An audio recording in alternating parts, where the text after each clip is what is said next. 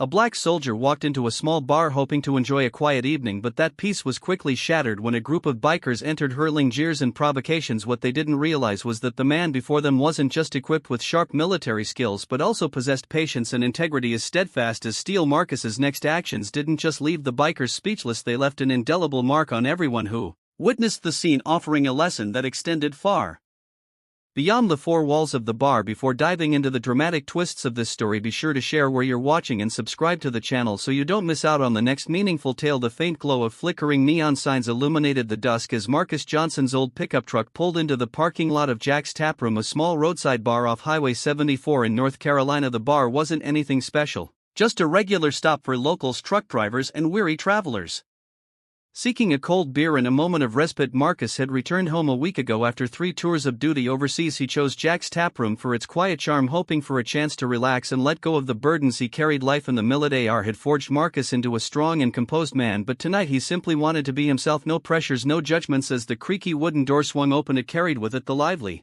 noise from inside. The bar was filled with the sounds of laughter, the crack of billiard balls colliding, and the draw of an old country song playing on the jukebox. The golden glow from beer glasses reflected the cozy yet gritty atmosphere. Marcus paused, his eyes sweeping the room. Familiar faces gathered around the pool table, others joked at the bar, and some sat quietly nursing their drinks. He picked a table in the corner where he could survey the room without drawing attention. Near the window, the dim light cast shadows across his face, highlighting the features of a man who had endured much. His camouflage jacket blended into the bar's dim ambience, though his worn sneakers, out of place but undeniably comfortable, betrayed his desire for solace over appearances. Marcus ordered a glass of water. He wasn't here for beer or attention. He wanted a moment of peace to let his thoughts drift toward memories of his mother's warm kitchen, the giggles of his young niece, and the comforting aroma of freshly baked pies lingering in his mind. Just as Marcus took his first sip of water, the bar's door slammed open. The sudden rush of noise jolted him back to the present. A group of 6 men entered, their heavy boots echoing on the wooden floor. Each wore black leather jackets adorned with bold symbols and patches, their tattooed arms rippling with confidence and swagger. Marcus tried to stay lost in his thoughts, but the bikers quickly disrupted the peace he had sought. At the helm was Hank Miller, a grizzled man with salt and pepper hair and piercing eyes. He moved as if he owned the room, his leather jacket bearing old insignias and biker emblems that seemed to declare his untouchable status. Hank's loud laughter filled the room, followed by the heavy steps of his companions. The other patrons, from the bartender to the regulars, seemed to recognize the group's arrival. Subtle shifts in posture and glances around the room spoke volumes. No one wanted trouble. Hank and his friends paid no mind to the uneasy crowd. Instead, Hank's gaze landed squarely on Marcus, sitting quietly in the corner. A sly grin crept across Hank's face as he leaned toward his crew. Whatever he said made the burly man beside him chuckle, followed by a wave of laughter from the group. It wasn't the kind of laughter that lightens a room, it was derisive, dripping with scorn and challenge. Look at the soldier boy over there, Hank said loud enough for nearby patrons to hear. What's he trying to prove? How? One of the bikers, a tall man with tattoos snaking down his arms, nudged Hank with a smirk. Bet he's not even a real soldier, just another wannabe looking for attention. Marcus could feel their stares boring into him, though he kept his eyes on his glass. The bar, lively just moments ago, fell uncomfortably quiet, as if everyone were holding their breath, anticipating what might happen next. Hank leaned toward one of his buddies and muttered something, then turned his attention back to Marcus with a snide grin. Maybe he thinks that uniform will earn him some respect. Marcus sipped his water slowly, his hands steady,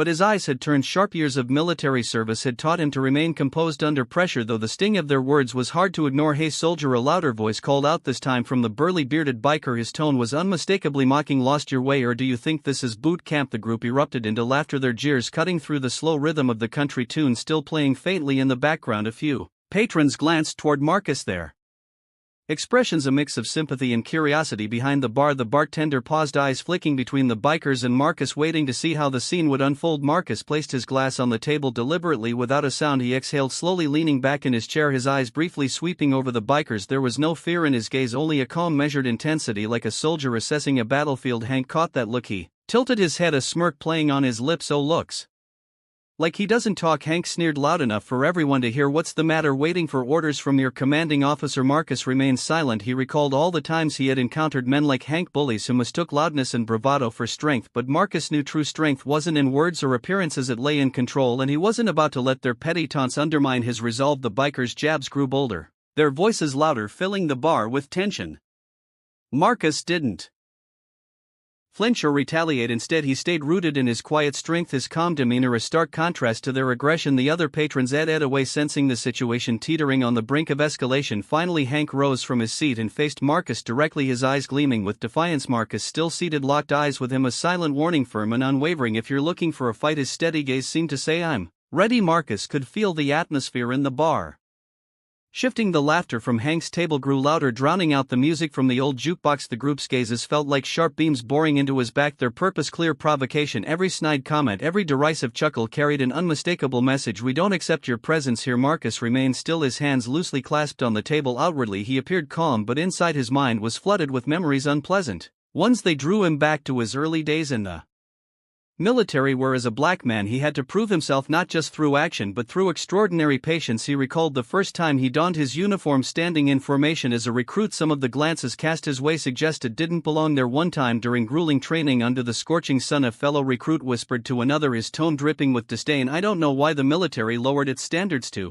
let people like him in. Marcus didn't respond, he simply endured, pushing himself beyond every limit to prove he not only deserved to be there but excelled beyond expectations. Those memories replayed now like an old film reel in his mind, but this time he wasn't on a battlefield or in a training camp. He was in a small bar, seeking nothing more than a moment of peace. Taking a deep breath, Marcus loosened his shoulders to maintain his composure. The tension within him wasn't fear, it was a quiet ache, a reminder that no matter how much he had sacrificed and contributed to his country, some people still saw him as less because of his skin color. Across the room, Hank continued his loud banter with the bikers, ensuring that Marcus could hear every word. Doesn't he feel ridiculous? Hank scoffed. We in that get up in those sneakers, who's going to believe he's a real soldier? The group erupted in laughter, their rough voices cutting through the air. Another man sitting closest to Hank added, maybe he bought that uniform from a thrift store to scam a few free beers. Marcus felt a surge of adrenaline course through him, but he didn't move. He had learned to keep calm, especially in moments like this. He had stood on battlefields facing genuine danger. Words like these were nothing compared to what he had survived, but that didn't mean they didn't hurt. Remembering his mother's words, Marcus briefly closed his eyes. You can't change how people see you, but you can decide how you face them. That advice had been his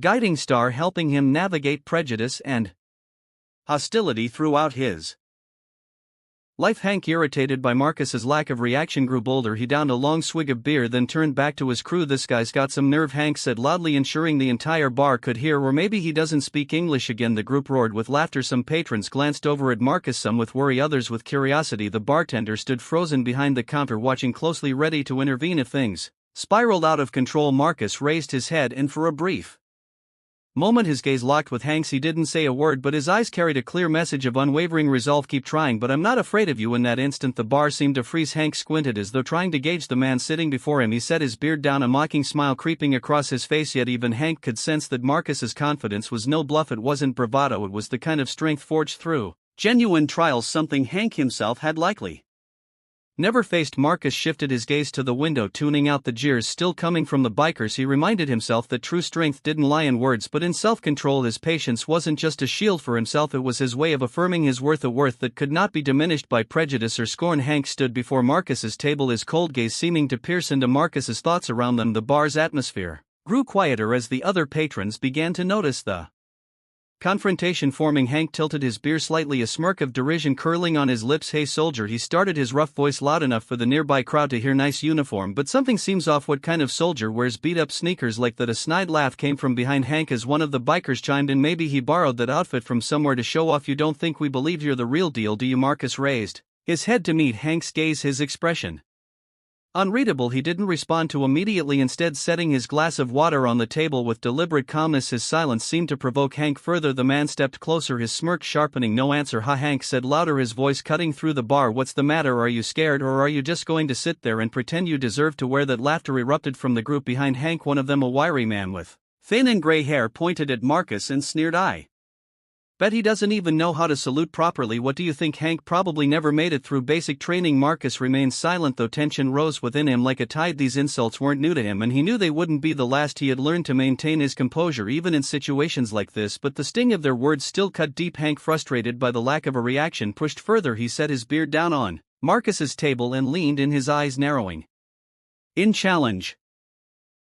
You know, Hank said, his tone dripping with mockery, I've met a lot of real soldiers in my time, real ones, not guys who just put on the uniform to get noticed, but you don't look like a soldier, you look like a kid playing dress up. The words made the air in the bar heavier, the tension almost palpable. A few patrons nearby began to edge away from Marcus's table, clearly wanting no part of any trouble. Behind the counter, the bartender stood motionless, one hand gripping a half-poured beer, his eyes fixed on the scene. Exactly, another biker shouted, his growly laughter breaking through the uneasy silence. Maybe he just wants someone to buy him a drink. There are plenty of guys like that out there. Marcus finally lifted his head, his gaze locking with Hank's for a brief moment. It wasn't a look of fear or anger, but of a man who knew exactly who he was and felt no need to prove it to anyone. I don't need to explain myself to you, Marcus said, his voice low and steady, each word deliberate. Hank hesitated for a beat, his smirk faltering slightly, but his arrogance wouldn't allow him to back down. He slammed his palm onto Marcus's table, causing the glass of water to rattle. Oh, so you think you're better than me, Hank said, his voice rising to command the attention of the entire bar. You walk in here wearing that uniform, sit there like you're some kind of hero, but I don't see a hero, I see a fraud. The bikers jeering resumed. One of them slapped the bar counter laughingly. Your hero here doesn't even have proper combat boots. What's next? Going to tell us about your imaginary war stories? Marcus held Hank's gaze unflinching. He straightened in his chair, his hands resting lightly on the table, and his voice, though calm, carried a weight that silenced the room. I don't need to prove anything to you or anyone else here, but if you keep pushing you'll regret it. The words weren't shouted, yet they resonated with unyielding authority. The bar fell into an uneasy stillness. Even those who dared not intervene couldn't tear their eyes away from the confrontation. Hank leaned slight closer, his narrowed eyes scrutinizing Marcus. He wasn't used to being met with anything but fear or rage, and this composed defiance unsettled him. Still, Hank refused to relent. Instead, his smirk returned, though his tone darkened. You think you're the toughest guy in here, don't you? Hank said, his voice low, as if bracing for a storm. Marcus remained seated, his gaze steady, though his hand gripped the edge of the table tightly. Hank's words weren't just a personal insult, they struck at the heart of every brother and sister Marcus had served alongside, those who had sacrificed everything for their country. Are you even listening to me? Hank snarled, and in a sudden aggressive move he reached out to grab Marcus by the collar, intending to yank him to his feet. The move stunned not only Hank's biker gang but also everyone in the bar. The bartender froze, setting his beer glass on the counter, his eyes darting toward the brewing confrontation. Few patrons instinctively stepped back, fearing that things were about to spiral out of control. Before Hank could tighten his grip, Marcus acted with the precision and speed of a seasoned soldier. He grabbed Hank's wrist in a lightning-quick motion. In one fluid movement, Marcus twisted Hank's arm and yanked it backward, forcing the larger man to his knees. For a moment, time seemed to slow. Hank's bulky frame was pinned against the table, his face pressed into the wooden surface. Marcus had locked Hank's arm in a simple yet effective hold, one that left him completely immobilized. Stop, Marcus said, his voice calm but firm, each word carrying an unmistakable warning. I didn't want to do this, but you left me no choice. The bar fell silent. Hank's gang stood frozen, wide-eyed and visibly shocked at how quickly their leader had been subdued. One of them, a tall, broad-shouldered man, hesitated as if to step forward, but Marcus's sharp, unwavering glare stopped him in his tracks. Let me go, Hank bellowed, his voice filled with rage and humiliation. He struggled against Marcus's grip, but the strength and technique behind the hold rendered his efforts useless. Marcus kept Hank pinned, his eyes scanning the rest of the bikers. No one here wants this to get worse, he said, his tone calm but carrying an undeniable authority. One of the bikers, attempting to defuse the situation, raised his hands in a placating gesture. Hey man, he said, his voice shaky but conciliatory, we're not looking for trouble. Hank was just messing around, it's nothing serious. Marcus turned his gaze to the man, his expression unyielding. He wasn't joking, Marcus replied firmly, and if you think this is how you treat a soldier, you're wrong. Hank continued to squirm, his face contorted with anger and frustration. You'll pay for this, he growled, but his voice betrayed his helplessness more than his menace. Marcus inhaled deeply before releasing Hank's arm, letting him stumble backward. Hank rose unsteadily to his feet, clutching his arm and glaring at Marcus, his face flushed with a mix of fury and embarrassment. This is your warning, Marcus said, his tone even but loaded with weight. If you push further, I won't hold back. Hank froze, staring at Marcus with an intensity that hinted at lingering anger, but he knew he'd lost this round. His gang members shuffled awkwardly behind him, avoiding eye contact with both Marcus and the other patrons. Marcus returned to his seat, calmly picking up his glass of water and taking a sip. He didn't spare Hank or his gang another glance. To him, the confrontation was over, though he was fully aware that someone like Hank wouldn't easily let go of a perceived humiliation. Around the bar, the other patrons murmured in hushed tones, the tension still thick in the air. The bartender exhaled a quiet sigh of relief, his hand gripped in a phone he'd been ready to use to call the police if necessary. Hank took a step back, his glare never leaving Marcus. You'll regret this, he muttered, his voice low but laced with threat. Marcus didn't respond. His gaze drifted out the window as though Hank was no longer worth acknowledging. Hank stood there clutching his phone tightly, his eyes darting around the room as if searching for support, yet instead of receiving the backing he expected, he was met with puzzled and uneasy stares. His face turned an even deeper shade of red from anger and the growing realization that things weren't unfolding as he had anticipated. He needed to regain control, assert his authority, and salvage his bruised ego. Police, hurry up, Hank barked into the phone, deliberately raising his voice to cut through the heavy silence blanketing the room. I've been assaulted. That guy's impersonating a soldier to scam people. A few murmurs rippled through the bar. A woman at a nearby table leaned toward her companion and whispered, impersonating a soldier? He doesn't seem like the type. Her friend nodded, glancing at Marcus with skepticism and sympathy. It's strange. If he were a soldier, why would Hank act like this? Behind the bar, the bartender, a middle-aged man with sharp eyes, set down the cloth he was holding and stepped forward. What are you doing, Hank? He asked, his voice low but firm. This isn't necessary. Hank whipped around, his eyes blazing. Not necessary? That guy attacked me. I'm not going to let someone like him just walk around here like nothing happened. The bartender shook his head, turning his gaze to Marcus, who remained silent at his table. Their eyes met briefly, Marcus's calm, measured gaze revealing neither fear nor justification. The bartender paused, then spoke again. Hank, I saw everything. You brought this on yourself, and I think you should calm down before you make this worse. Hank's mouth dropped open, stunned by the rebuttal. You're taking his side, he almost shouted. Can't you see I was attacked? You're defending a fraud. Meanwhile, Marcus sat motionless, his hands rested on the table, his gaze locked steadily on Hank. The accusations seemed to bounce off him without effect, his composure unshaken. Marcus wasn't just observing Hank, he was gauging the reactions of the crowd, knowing their judgment would steer the situation. An older man seated nearby and wearing a faded military jacket suddenly spoke up. I served in the military for over 20 years, he said, his voice steady and deliberate. And looking at this man, I can tell you he's no fake. His demeanor, the way he carries himself, that's someone who's been through things only real soldiers understand.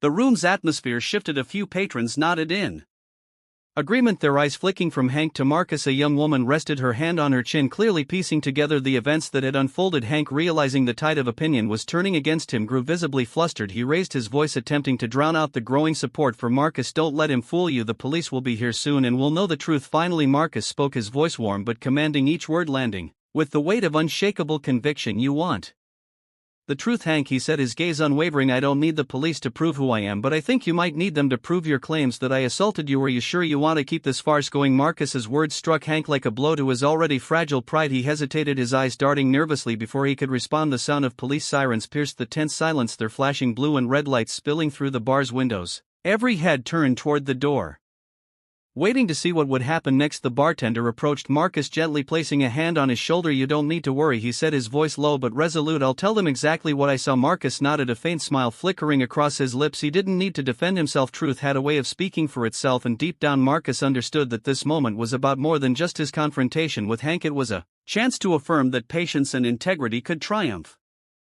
over hostility and prejudice. Less than 10 minutes later, the police sirens blared outside, their flashing lights casting an even heavier tension over the already strained atmosphere. The bar's door swung open and two officers stepped inside. The male officer, tall with a clean-cut look and a sharply pressed uniform, stepped forward, his voice carried authority as he scanned the room. We received a report of impersonation and assault. Who's involved here? Hank wasted no time, stepping forward with a voice filled with anger and indignation. It's him, he yelled, pointing directly at Marcus. That guy attacked me and he's not a real soldier. I want him arrested right now. The male officer turned toward Marcus, his eyes scrutinizing him, but before he could speak, another voice cut through the tension. Hold on, the bartender interjected, stepping forward and resting his hands on the bar. His voice was calm but firm. I saw everything. Hank was the aggressor. Marcus only defended himself. A murmur of agreement spread through the bar. Another patron sitting near the jukebox spoke up. That's right, Hank went after him first. Marcus didn't do anything wrong. The atmosphere grew heavier with conflicting whispers as the crowd processed the new claims. Some nodded in agreement while others stayed quiet, their eyes locked on the officers. The female officer, younger and softer spoken, quickly jotted notes into a small notepad before glancing up at Hank and Marcus. Mr. Marcus, do you have anything to say? She asked, her voice professional yet calm. Marcus, who had been silent until now, finally spoke. His voice was steady, carrying the weight of experience. I didn't come here to cause trouble. Hank initiated the conflict. He provoked me, and when he attacked I only defended myself. I never claimed to be a soldier, but he's been accusing me from the start. Liar, Hank roared, his face flushing deeper with rage. He's lying. I can prove he's not a soldier. Ask him where he served. Ask him. The male officer signaled for Hank to calm down but didn't ignore His demand turning back to Marcus, his gaze sharp, the officer asked, "Mr. Marcus, Hank claims you're not a soldier. If you have any way to prove otherwise, now would be the time." Marcus stayed quiet for a moment, scanning the room. His eyes met the concerned and curious faces of the patrons. Some nodded in quiet support, but their approval didn't ease the weight of the moment. He took a deep breath, ready to confront the accusations and the skepticism directed his way as the tension in the bar thickened like an unbroken fog. A steady, commanding voice rose from a shadowed corner near the window. "Hold on." All eyes turned toward the sound. A man stood up, his demeanor calm but radiating an undeniable strength. It was Sam Walker, a veteran with graying hair and eyes that seemed to carry the weight of countless stories. He wore a simple button-down shirt, but the way he walked and the unflinching gaze he directed at Hank drew the attention of everyone in the room. "I think it's time I said something," Sam began, his voice low but authoritative, breaking the suffocating silence. "I'm a veteran, served 20 years in the military, and I know this man." He pointed to Marcus, his expression resolute. Marcus turned to look at Sam, momentarily surprised but deeply moved. In the dim light of the bar, Sam's face was lined with the marks of hardship and experience. Marcus recognized him immediately. It was Sam Walker, his former commanding officer from their most grueling years in Afghanistan. "He's not an imposter," Sam continued, his voice ringing with conviction. "Marcus Johnson is a real soldier. We served together side by side in some of the harshest conditions imaginable. I can vouch for him to everyone here. He served this country with honor and loyalty." The bar seemed to hold its breath. The patrons exchanged whispers, their glances at Marcus shifting from suspicion to respect. The bartender, who had been quietly observing, nodded in agreement. Hank turned to Sam, his face a mix of confusion and anger. "How do I know you're not making this up?" he sputtered, his voice lacking the confidence it once had. Sam stepped closer to Hank, locking eyes with him in a way that seemed to pierce through his bravado. "Do you think I, a veteran, would stand here and lie to protect someone pretending to be a soldier?" Sam said, his tone cutting. "Don't insult my intelligence and don't insult the honor of those who sacrificed everything." The group of bikers behind Hank remained silent, their early confidence drained. A few of them lowered their eyes, clearly wanting no further involvement. Hank, cornered and humiliated, took a step back, though his eyes still burned with resentment. "He's lying," Hank muttered, but his weak protest lacked the bite it once carried. Sam allowed himself a small, humorless smile. It wasn't a smile of amusement, but one of quiet assurance. "If you want to keep throwing out accusations, I'll gladly take you to a military court and let them handle it, but if I were you, I'd stop now, before things get worse." The words landed like a final blow to Hank's fragile ego. He didn't reply, standing there with his face flushed in a mixture of anger and embarrassment. At that moment, Marcus stood up, taking a step forward, his eyes fixed on Hank. "I warned you before, don't push me to act, but if you want to take this further, I'm ready to face you anytime." The air in the bar felt heavier than ever. Hank glanced at Marcus, then at Sam, and finally at his group of bikers. None of them seemed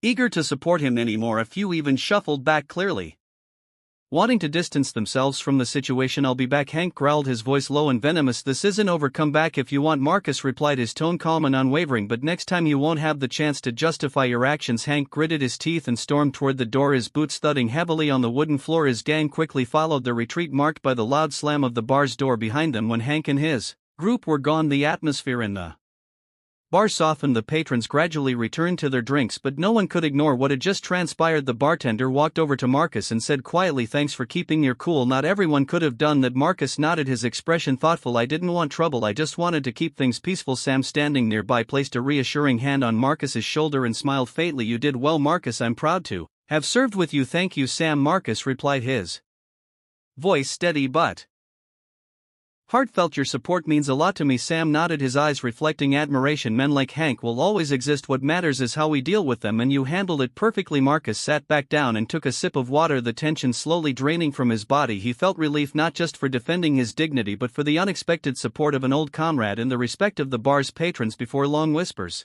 about Marcus and his confrontation with Hank spread among the crowd. Some debated how Marcus had kept his composure under Hank's relentless provocation. One customer seated in a corner chuckled and remarked, "The guy is like a rock. If it were me, I'd have lost my cool a long time ago." The bartender overheard and smiled, replying, "That's why I respect Marcus. He's not just strong, he knows how to control his strength. Not everyone can do that." Sam turned to Marcus, his expression curious. "You okay, Marcus? You look like you've got something on your mind." Marcus sighed, his gaze distant. "I'm fine. I just sometimes situations like this remind me of what I've been through. I can't help but think about my old comrades, those who aren't here anymore." Sam said nothing, understanding the weight of Marcus's words. He too had felt the ache of loss. They both fell silent for a moment, the soft hum of the jukebox filling the void. A little later, an elderly woman approached Marcus's table carrying a steaming cup of tea. She placed it in front of him and said gently, "You did well, young man.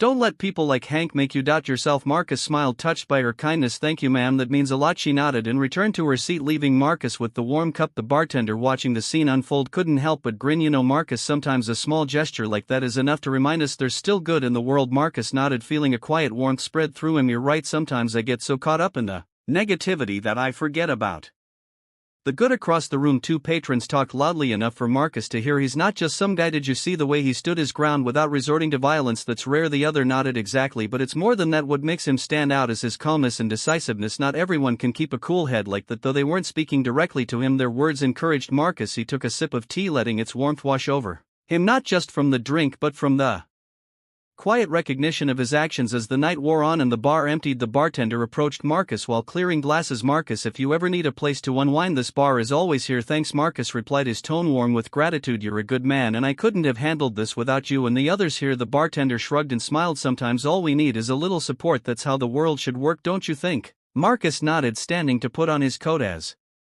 he headed for the door. He paused and turned to Sam, the bartender, and the remaining patrons. He gave them a genuine smile. Thank you, everyone. I'll remember tonight. Sam waved. Anytime you need a place to come back to, Marcus, this will always be your second home. Stepping out into the cool night, Marcus felt a sense of peace. The streetlights reflected on the damp pavement from a drizzle, casting a soft glow. He pulled his coat tighter, the warmth in his heart undiminished. Though the road ahead would undoubtedly hold challenges, he knew he would never face them alone. A few days after the incident at the bar, Marcus was busy working on his old pickup truck in the yard. The engine murmured as he inspected its parts, his hands smeared with grease. The surrounding air was peaceful, filled only with the rustle of leaves and the occasional chirping of birds, but the tranquility was interrupted by the distant roar of a motorcycle approaching. Marcus looked up, wrench still in hand. A motorcycle rolled to a stop in front of his gate, and stepping off was none other than Bill Taylor, one of Hank's biker crew members from the other night. Bill removed his helmet, his expression hesitant and apologetic as he looked at Marcus. He stood there for a few moments as if gathering the courage to step through the gate. Marcus stayed silent, his gaze steady, neither hostile nor welcoming. He didn't know why Bill was here, but he was ready to face whatever came next. Marcus, Bill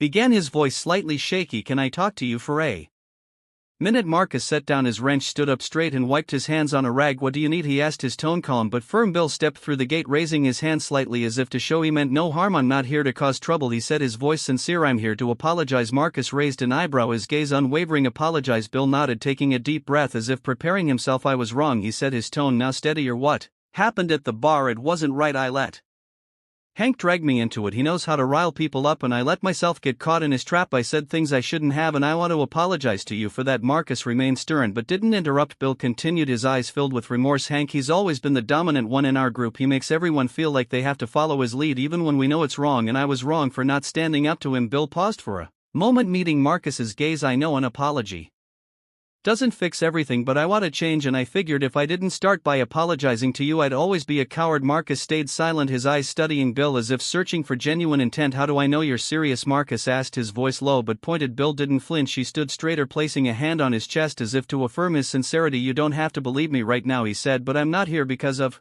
Hank or anyone else. I'm here for me. I don't want to keep being the kind of person who's driven by hate. I want to change, and this is where I start. Marcus furrowed his brow slightly, his gaze cautious but perceptive. Yet as Bill spoke, Marcus began to sense a real honesty in his words. You know, Marcus said after a long pause, I've met plenty of people who promised to change, but not all of them followed through. I know, Bill replied without hesitation. I'm not asking for your forgiveness right now, but I want you to know I'm serious. I don't want to be part of hatred and pointless actions anymore. Marcus took a deep breath, then slowly relaxed his posture. He gave a small nod, a subtle sign of acceptance. An apology is a start, Marcus said, his voice steady, but change takes more than words. Don't do this for me, do it for yourself. Bill nodded, his face showing a mix of gratitude and resolve. Thank you, he said softly but sincerely. I won't let you down. Marcus studied Bill for a moment longer before extending his hand. Bill hesitated, surprised, but quickly reached out to shake Marcus's hand firmly as if sealing a silent pact. All right, Marcus said with a faint smile, let's see what you can do. Bill nodded again, then turned back to his motorcycle. He put on his helmet but paused before starting the engine, looking back at Marcus. Thank you, Marcus, I know this isn't easy, but I promise I'll change. Marcus gave a slight nod, his expression calm. He watched as Bill rode off, the sound of the motorcycle fading down the gravel road. When the sound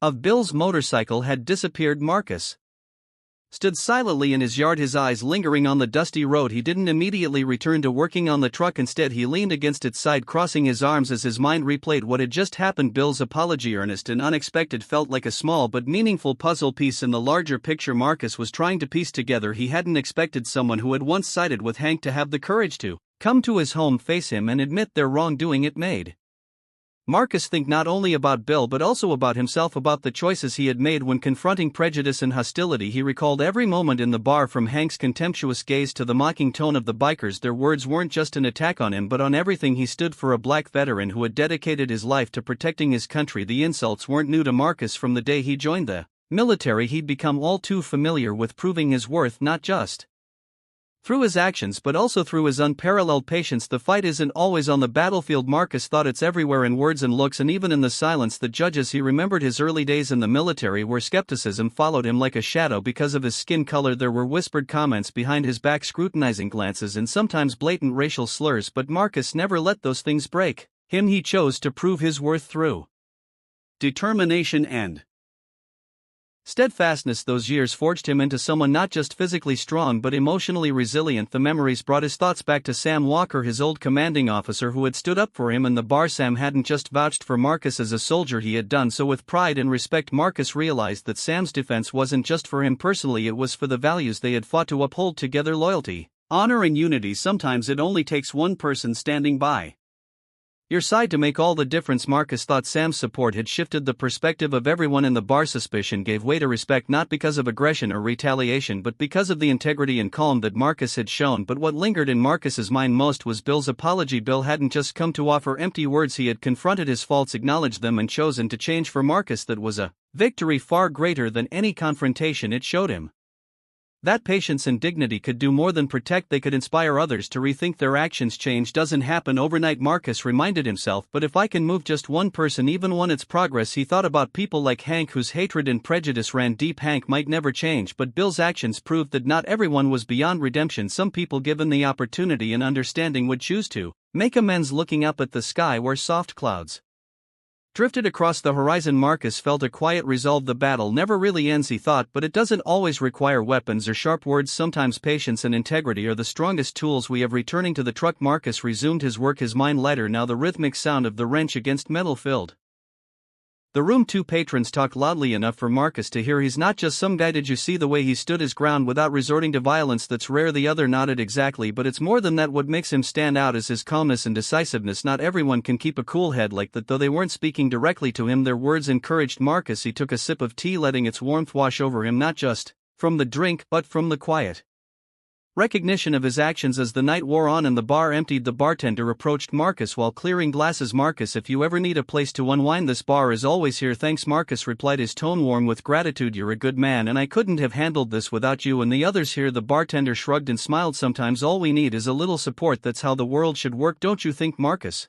nodded, standing to put on his coat. As he headed for the door, he paused and turned to Sam, the bartender, and the remaining patrons. He gave them a genuine smile. Thank you everyone, I'll remember tonight. Sam waved. Anytime you need a place to come back to, Marcus, this will always be your second home. Stepping out into the cool night, Marcus felt a sense of peace. The streetlights reflected on the damp pavement from a drizzle, casting a soft glow. He pulled his coat tighter, the warmth in his heart undiminished. Though the road ahead would undoubtedly hold challenges, he knew he would never face them alone. A few days after the incident at the bar, Marcus was busy working on his old pickup truck in the yard. The engine murmured as he inspected its parts, his hands smeared with grease. The surrounding air was peaceful, filled only with the rustle of leaves and the occasional chirping of birds, but the tranquility was interrupted by the distant roar of a motorcycle approaching. Marcus looked up, wrench still in hand. A motorcycle rolled to a stop in front of his gate, and stepping off was none other than Bill Taylor, one of Hank's biker crew members from the other night. Bill removed his helmet, his expression hesitant and apologetic as he looked at Marcus. He stood there for a few moments as if gathering the courage to step through the gate. Marcus stayed silent, his gaze steady, neither hostile nor welcoming. He didn't know why Bill was here, but he was ready to face whatever came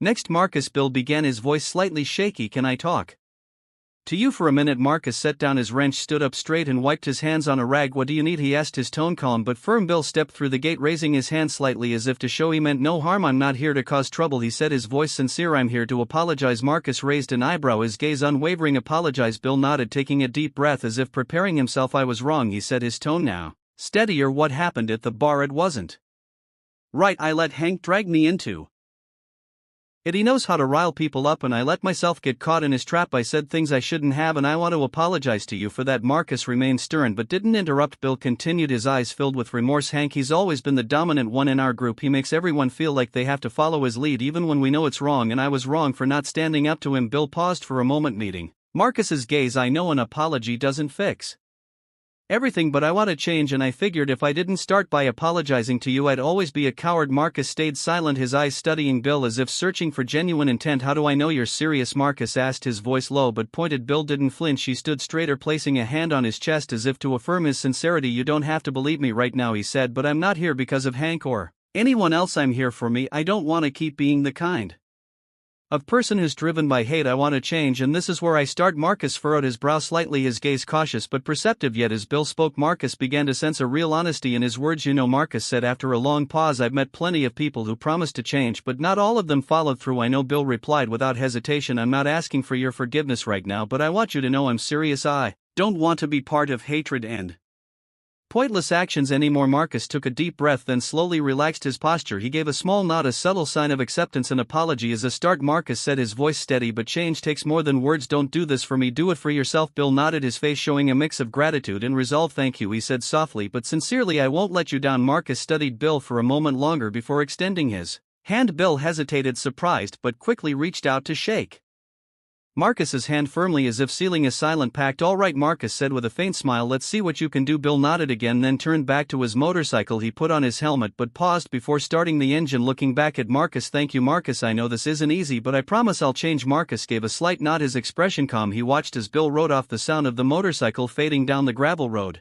When the sound of Bill's motorcycle had disappeared, Marcus stood silently in his yard, his eyes lingering on the dusty road. He didn't immediately return to working on the truck. Instead, he leaned against its side, crossing his arms as his mind replayed what had just happened. Bill's apology, earnest and unexpected, felt like a small but meaningful puzzle piece in the larger picture Marcus was trying to piece together. He hadn't expected someone who had once sided with Hank to have the courage to come to his home, face him, and admit their wrongdoing. It made Marcus think not only about Bill but also about himself, about the choices he had made when confronting prejudice and hostility. He recalled every moment in the bar, from Hank's contemptuous gaze to the mocking tone of the bikers. Their words weren't just an attack on him but on everything he stood for, a black veteran who had dedicated his life to protecting his country. The insults weren't new to Marcus from the day he joined the military. He'd become all too familiar with proving his worth, not just through his actions but also through his unparalleled patience. The fight isn't always on the battlefield, Marcus thought. It's everywhere, in words and looks, and even in the silence that judges. He remembered his early days in the military, where skepticism followed him like a shadow because of his skin color. There were whispered comments behind his back, scrutinizing glances, and sometimes blatant racial slurs, but Marcus never let those things break him. He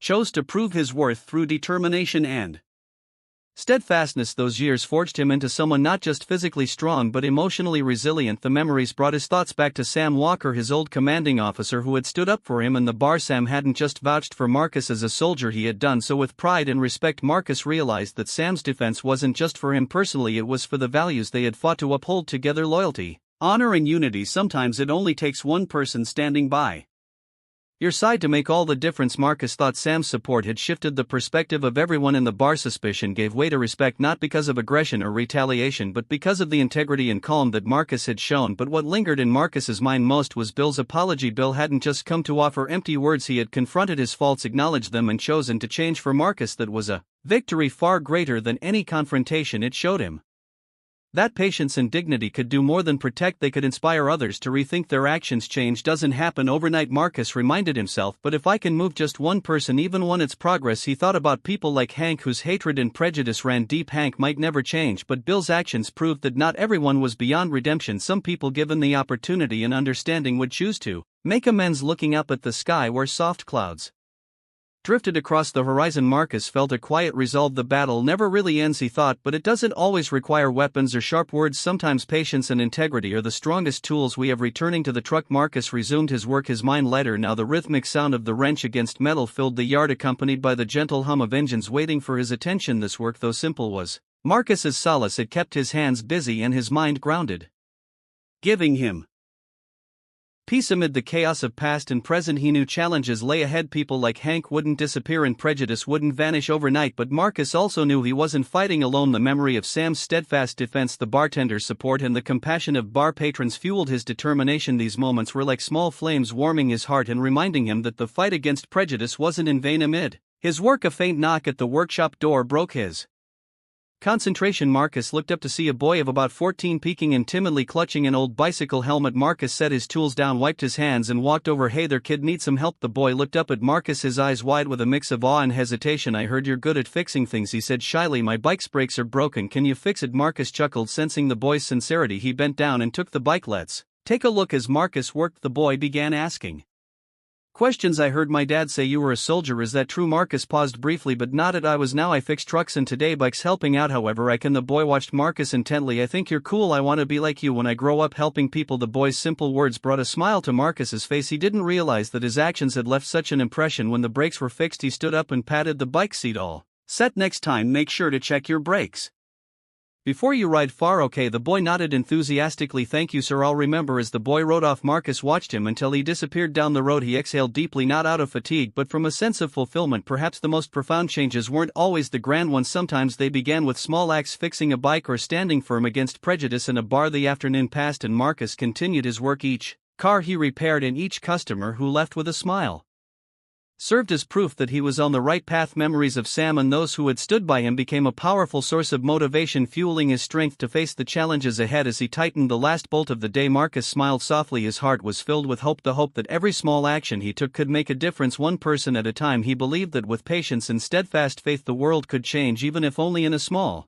corner, and for Marcus that was enough to keep moving forward. As Marcus finished repairing the old pickup truck, he sat on the front steps of his house, his eyes gazing toward the vast expanse of the horizon. The sunset bathed the sky in hues of orange and purple, creating a serene and almost magical ambience. Yet despite the tranquil surroundings, Marcus's mind remained restless, mulling over the events of the past few days. He thought about Bill's heartfelt apology. For the first time since the incident at the bar, Marcus felt a shift, a glimmer of something different. It wasn't just Bill's words, it was the respectful looks from those who had witnessed the events. It was more than a fleeting moment, it was a spark of hope that perhaps deep within those once prejudice-filled hearts an awakening was beginning to take root. The next day Marcus returned to the bar. He wasn't looking for another confrontation, he simply wanted to see if the chapter had truly closed. As he walked in, he immediately noticed the difference. The eyes that once held cold judgment or skepticism now carried warmth and respect. A few people even gave him subtle nods, a quiet but significant gesture. The bartender emerged from behind the counter wearing a soft smile. "Marcus," he began, "what you did that day, keeping your composure and dignity despite the insults, is something not many could manage. Everyone here saw it and we respect you for it." Marcus didn't respond immediately. He nodded slightly, expressing his gratitude with his eyes, but before he could say anything the bartender continued, "We've been talking, a few of us here think it's time we did something to acknowledge the contributions of veterans. We want to organize a small event, not flashy, just something to honor people like you." Marcus was momentarily taken aback. The idea was unexpected, a small ceremony to honor veterans. It wasn't just recognition, it was a clear sign that the community's perspective was beginning to evolve. An older man sitting in a corner chimed in, "I'm a veteran too, Marcus. I know what it feels like to be doubted and judged, especially after leaving the service, but what you did reminded me that even when we're no longer in uniform we can still make a difference." The bar began to buzz with excitement. Several patrons voiced their agreement, volunteering to help bring the idea to life. Marcus sat quietly listening, a warm sense of fulfillment swelling in his chest. What he had done wasn't just about defending his honor, it had ignited a ripple of positivity in the community. As the sun dipped below the horizon, Marcus headed home. In the dim glow of evening, his small house stood like a bastion of peace amid the world's chaos. Stepping into his living room, Marcus's eyes landed on the wooden box his father had kept on a shelf. Opening it, he carefully retrieved a worn silver pocket watch, an heirloom his father had deeply cherished. The watch wasn't just a keepsake, it symbolized the values his father had instilled in him: patience, loyalty,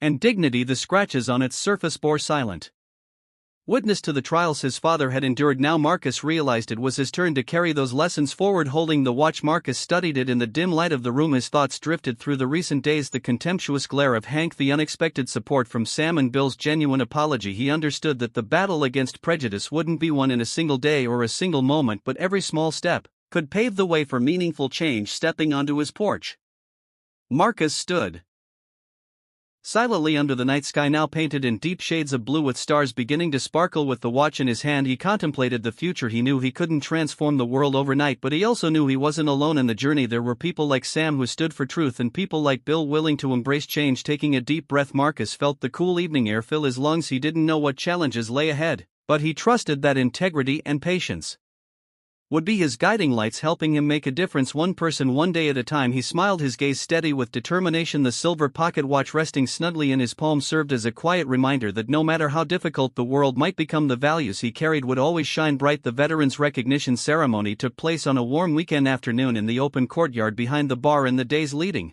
up to the event, the entire community came together to prepare some broad tables and chairs. Others raised flagpoles and families contributed food and drinks to create a warm and welcoming atmosphere on a modest but dignified stage adorned with American flags waving gently in the breeze. A long table displayed medals, photographs, and cherished memorabilia of veterans. Marcus arrived early, dressed in a dark suit, the silver pocket watch his father had once cherished resting in his breast pocket. Standing quietly near the stage, he observed as the gathering took shape. Familiar faces from the bar were interspersed with others he didn't recognize. Families with young children pointed to the flags and medals, sharing stories about past sacrifices. The air carried an unusual peace layered with deep respect. The bartender who had championed the idea of the ceremony approached Marcus with a cup of coffee in hand. Marcus, he began softly, I'm so glad you came. Today isn't just about honoring you, it's a chance for this community to recognize the value of what veterans have done. Marcus nodded thoughtfully, a small smile gracing his face. I didn't expect this, he replied, but if this helps people understand the importance of sacrifice and unity, then it's a remarkable gesture. The crowd grew, filling the seats on stage. Sam Walker, Marcus's former commanding officer, stepped forward in full uniform, his medals gleaming. A hush fell over the audience as Sam adjusted the microphone, his eyes